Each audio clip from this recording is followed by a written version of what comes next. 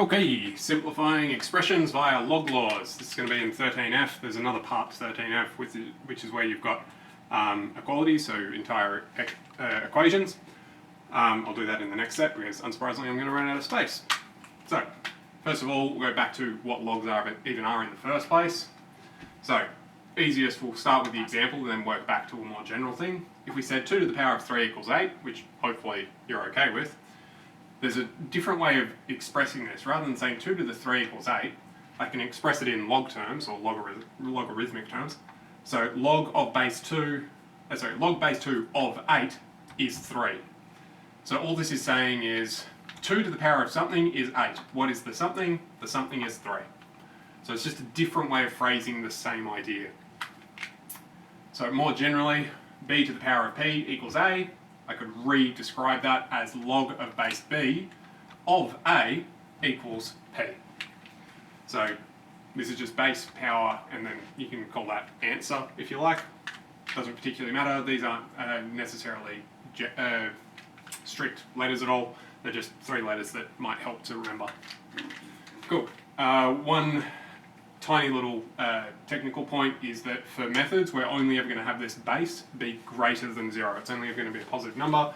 Definitely if you start throwing in zeros, it becomes really useless, and if you start throwing in negatives, it gets very complicated very quickly.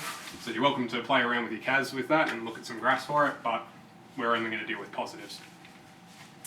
So, a couple of log laws. We have index laws. The same way that we have index laws, we have log laws that are corresponding to them. Okay. Log base b of m plus log base b of n. Okay, so these have to be the same base. If I add the logs, it's equivalent to multiplying whatever's in the middle of them.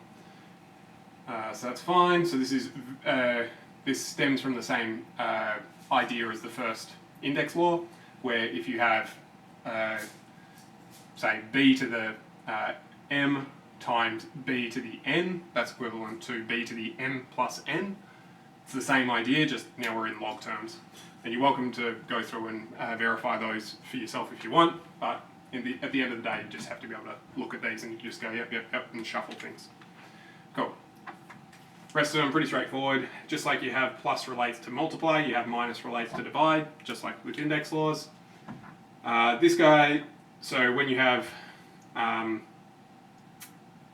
log being multiplied, well, pluses become multiplies, so multiplies become powers. That's the easiest way of dealing with it. Cool. Log of base something of that same something will equal 1. Now this just follows straight from that basic idea. This just says a to the power of 1 equals a, which obviously this has to be 1 because a to the power of something else not equaling a becomes really problematic. Cool. And similar story, log base a of 1 must be 0 because something to the power of 0 should equal 1.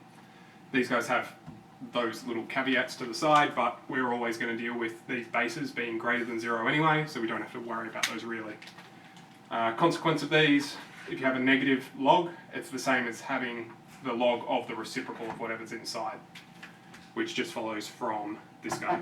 But just in case it's happier to have it separate, it's there for you. Cool, alright, let's start applying some of these so that we can see what's going on.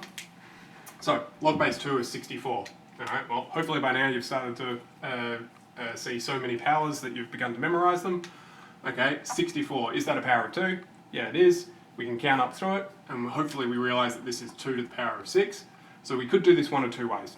We could say, log base 2 of 64, well, that just means 2 to the power of something is 64. What's that something? Well, it's 6, right? So you can just go, bang, that's 6, I'm done. Or you can say, well, this is log base 2 of 2 to the power of, that's base 6, great. Okay, and then you can apply log laws. So I can go, okay, I've got a power in here, I want to bring it out to the front. So then I get 6 out front times log base 2 of the 2 stays. Log of itself, okay, that's going to be 1 from this guy. So that equals 6 times 1, which unsurprisingly is 6. Cool, so you can go longer ways or shorter ways depending on what's happening. One way is going to be shorter than the other. Doesn't matter which way you go, just as long as you get there in the end. Cool. Log base 3 of 243, okay. Maybe we know them, maybe we don't. If you can look at it and just go, yep, that's 5, fantastic. If not, you're going to have to play around with it a bit more. And you're going to have to take this long walk, which is fine. You just take your time through it. Cool, log base 5 of 0.04. Now this one you're probably not going to know off the top of your head. So we have to look at this and go, well, I need this to be some sort of power of 5 if I'm going to be able to do anything with it. So, okay, as a decimal, that's not helpful to me. What if I turn that into a fraction? Okay, well, this is 4 over 100. Okay, 4 over 100 simplified is 1 over 25. Well, that looks promising. So this is log base 5 of 25. I can take out the -1 for that reciprocal fraction. Great. And then 5 of 25, okay, hopefully we recognise that that's 2, so this whole thing just equals -2. Fantastic. Okay, what if we use some other stuff? Here, log base 6 of 4, well that's not a power of 6, that's no good. This isn't a power of 6 either, so it looks like we're stuck. But we can apply our log laws, log plus log, so long as it's got the same base. Okay, that's going to be log base 6 of this times this, gives me 36. Well, that's just going to be a nice fat 2. Log base 4 of 1 over root 2. Okay, well, 2's are good because that's got a 4, but this is not obvious. Alright, so I'm going to need some index law stuff. Log base 4 of. Okay, this whole thing, I can get rid of the fraction by just taking out that negative for a reciprocal. Root 2 is the same as 2 to the power of a half. Okay, well I could take out that half, so negative a half, by log of 4, and then this would just have a 2 in here, but 2 is the same as 4 to the power of a half. Okay, great. So actually I'm going to change colours there, just to make this a bit more obvious. Cool, that half has come out the front. Okay, this 2 is now 4 to the power of a new half. Great, okay. Well, I've still got the negative. I'm going to bring out this half as well. Remember, it's multiplying, so I've got -1/4 multiplied by log base 4 of 4. Okay, well, that's 1, so I just get -1/4 as my final. Done. And this guy was 2. And this guy was -2. Fantastic. So, even though this one might look like it's a bit hopeless to begin with, have a fiddle around, see if you can at least get it a bit neater. Now, so far everything's turned into these nice single answers. There's no algebraic terms left or anything like that. That's not going to happen most of the time. Obviously, if it does happen, fantastic, you definitely want to simplify it. However, sometimes you'll just have these sorts of monstrosities and you just want to make it less monstrous. Okay, well, what can we do? I take a look at all of this. Alright, I've got base z, base z, base z, no base z. Alright, so we could just leave +1 on the end and deal with it at the end. That's perfectly fine. In fact, I think I will do that and then we'll bring it in later. Cool, alright, so I'll just deal with these 3 terms first and then we'll deal with that +1 later.